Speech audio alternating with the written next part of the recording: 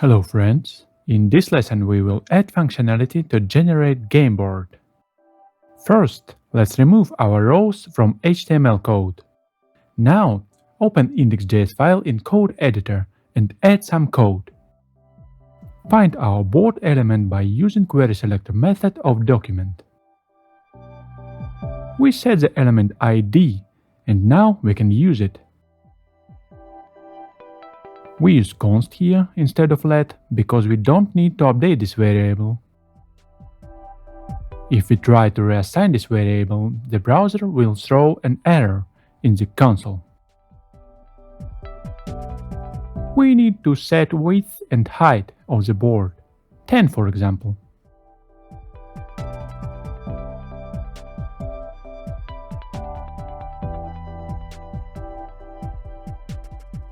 Now let's initialize two-dimensional array.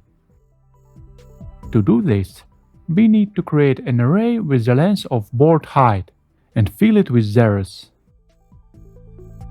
After that, we need to use map method to replace each row with new array of zeros with the length of board width. We need this array to store game board information. We will fill it with mines in future lessons. And now let's initialize visual part of our game board. To do this, let's loop through all the rows of our array and call a function to create the visual row.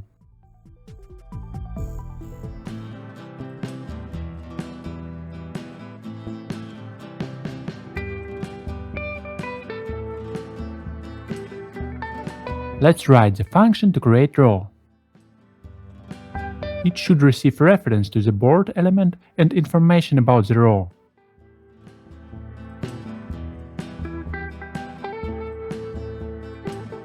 First, create a div element and store it to row variable.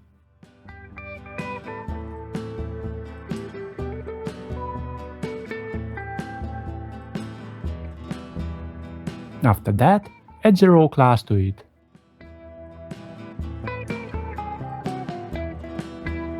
As with rows in the board, we need to loop through all the cells in each row and call a function to create the visual cell.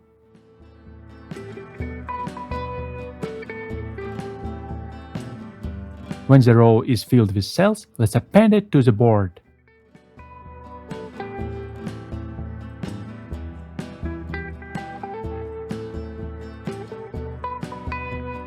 And last but not least, write the function to create cell.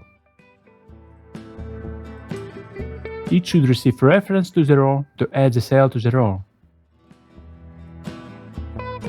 As we did before, create a div element.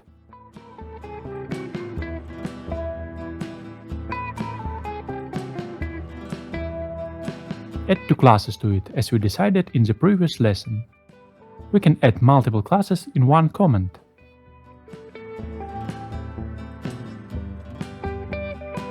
And append the cell to the row.